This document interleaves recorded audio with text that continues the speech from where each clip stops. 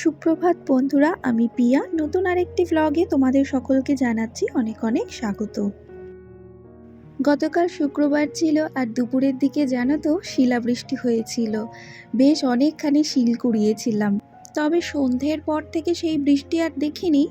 এখন হচ্ছে সকালবেলায় ঘুম থেকে উঠে জাস্ট এই গেটটা খুলে বাইরে এলাম, আর চারিদিকের অবস্থা দেখলে বোঝাই যাচ্ছে রাত ভোরে বৃষ্টি হয়েছে।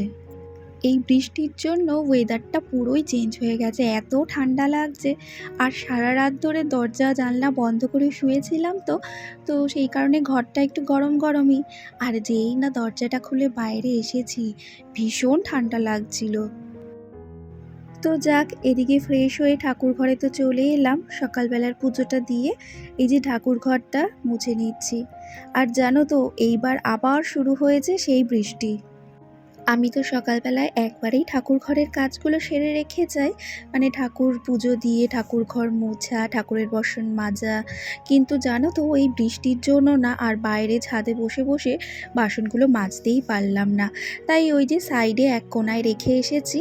বৃষ্টির সময় এই একটা অসুবিধা, জানো তো বাইরের কোনো কাজই করতে পারি না। আর আমার ছাদের ওপর দিয়েই যেহেতু বাথরুম যেতে হয়, বা তোমার জলের কলটাও সেই ছাদের ওপরেই, যার কারণে আর কি বলো তো কোনো কাজই বাইরের করা যায় না বৃষ্টির সময়। তাই ওই আর কি মাথাটা আঁচড়ে একটু ফ্রেশ হয়ে চলে এলাম রান্নাঘরের দিকে, কারণ ওদিকে যখন কাজ আর করতে পারছি না, তো এদিকে রান্নাঘরের কাজগুলো সেরে নেওয়াটাই ভালো। রান্নাঘরে এসেই একদিকে ভাত আর একদিকে ডাল সিদ্ধ হতে বসালাম, আর ইন্ডাকশানে এই যে সবজিগুলো কেটেছিলাম আগের দিন রাতে, সেগুলো সব ভাপ দিতে বসিয়ে দিয়েছি। আগের ভ্লগে বলেছিলাম যে শাশুড়ি মা বাড়িতে থাকবে না, তাই আর কি সব কাজই আমাকে একা হাতে করতে হবে। তো এইভাবেই আর কি গুছিয়ে গুছিয়ে কাজগুলোকে এগিয়ে নিয়ে যাচ্ছি। তো ওদিকে সব মানে গ্যাস ওভেন দুটো তো আটকানো রয়েছে, দুটোতে দুটো জিনিস বসানো, ইন্ডাকশানেও বসানো। তাই আমি এদিকে দাঁড়িয়ে দাঁড়িয়ে আর কি চাটা খেয়ে নিলাম। এটাই সুযোগ চাটা খেয়ে নেওয়ার জন্য। তারপরে ওদিকে গ্যাস ওভেনে ভাত আর ডালটা হয়ে গেলে পরে তো একেবারে রান্না বান্না সব শুরু করে দিতে হবে। আজকে রান্নাবান্না ওই নিরামিষই করব, তো যার কারণে খুব একটা বেশি অসুবিধে আমার হবে না।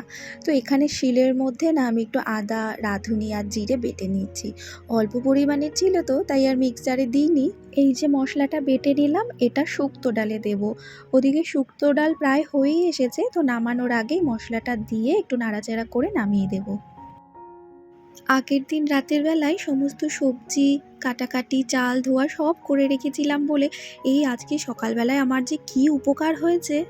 ভাত, ডাল, নিরামিষ সবজি সব আমার রান্নাবান্না হয়ে গেছে আজকের মতো। তবে ওই যে খাবার খাওয়ার আগে আর কি পাঁপড়টুকু ভেজে নেব, ব্যাস তাহলেই হবে। তো আজকে রান্নাঘরে আর বেশি কিছু শেয়ার করলাম না। বাসন কোসনগুলো মেজে কাউন্টার টপটা পরিষ্কার করেই জানো তো চলে এসেছিলাম নিজের ঘরের কাজে।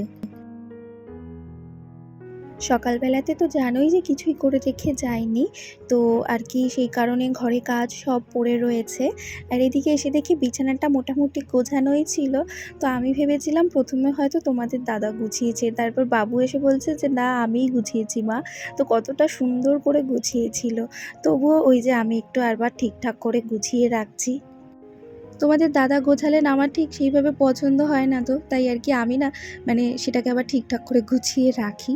তো সেটাই করছিলাম, আর তখনই ওই যে বাবু খাটের উপর এসে বলছে যে মা তুমি আমি গুছিয়েছিলাম তুমি সেটাকে সরিয়ে তোমার মতো গোছাচ্ছ। তখন আমি বললাম যে মা আমি তো সত্যি ভুল করে ফেলেছি, তুমি এত সুন্দর করে গুছিয়েছো আর আমি সেটাকে আবার এলোমেলো করে ফেললাম। কি বলো তো, বাচ্চারা যখন যেটা করে ওদের সেটাই না সাপোর্ট করতে হয়, ভালো কাজেগুলোতে আর কি সাপোর্ট করতে হয়। তো আমি যদি সত্যিই আগে থেকে জানতাম যে ও গুছিয়েছে, তাহলে আমি বিছানাটা ওইভাবেই রেখে দিতাম। এই বৃষ্টির জন্য জানো তো সকাল টাইমে কোনো ঘরের জানলা দরজা কিছুই খুলে রেখে যায়নি। বাবুও আসলে ঘুমাচ্ছিল, তো জানলা দরজাগুলো খুললে ঠান্ডাটা ঢুকবে, আর ও বিছানায় তো কোনো কাঁথা কিছু নিয়ে শোয় না। তো আর কি ও ঠান্ডাটা চট করে লেগে যাবে আর মশাও কামড়াবে।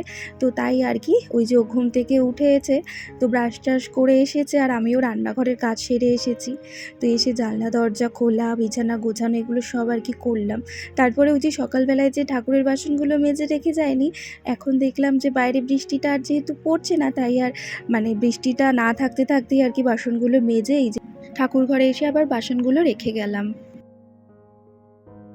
আমার ঘরের এইটুকু কাজ করতে করতেই ওদিকে তোমাদের দাদা আমাকে ডাকছিল যে এদিকে অফিসে বেরোবে, তাই আর চলে এলাম আবার রান্নাঘরের দিকে। এদিকে এসে তোমাদের দাদাকে খেতে দিলাম, টিফিন গুছিয়ে দিলাম, সঙ্গে বাবুকে খাওয়ানো, নিজে খাওয়া, এই আর কি করলাম। বাবাকেও খেতে দিলাম। আর দাদার না সকাল টাইমে অনেকটা আগেই আর কি খাওয়াটা হয়ে গেছে। তোমাদের দাদাও এবার অফিসে বেরিয়ে চলে গেছে। তারপরে আমি এই যে ক্যামেরাটা অন করেছি আবার। আর এদিকে হচ্ছে জানো তো, এই যে লঙ্কাগুলো রাখা হয়েছে, তো ওগুলোকে সব এই ডান্ডিগুলোকে ছাড়িয়ে এই কন্টেনারের মধ্যে রেখে দিয়েছি, তাহলে না অনেক দিন পর্যন্ত ভালো থাকবে।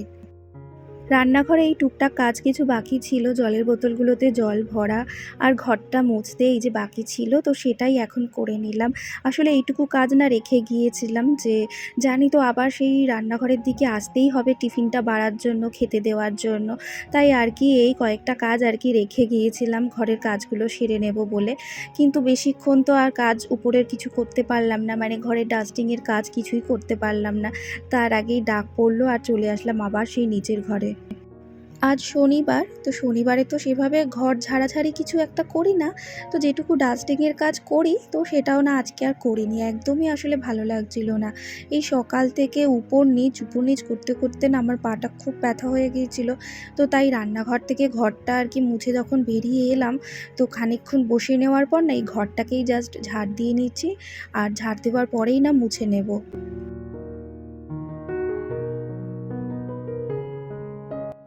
একা হাতে যখনই কাজ আমায় সামলাতে হয়, তখন জানো তো, ওই ঘরের ডাস্টিংয়ের কাজটাই না বাদ দিয়ে দিই।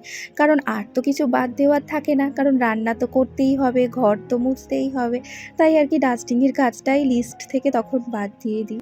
আমাদের ঘরে তো আর এক দুজন লোক না, তো যাই হোক, সবাইকে টাইম টু টাইম খাবার দেওয়া, বাবুকে সামলানো, ওকে খাবার দেওয়া, খাইয়ে দেওয়া, সব কিছুর মাঝখানে থাকলে আর কি সব কাজ করে ওঠাটা সম্ভব হয় না।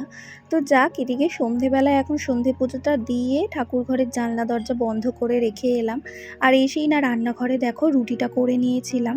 আর এদিকে রুটি করতে গেলে তো আর কি আটার গুঁড়োগুলো ছড়িয়ে পড়ে চারিদিকে, তো ওখানে গ্যাস ওভেনটা তাই মুছে নিলাম।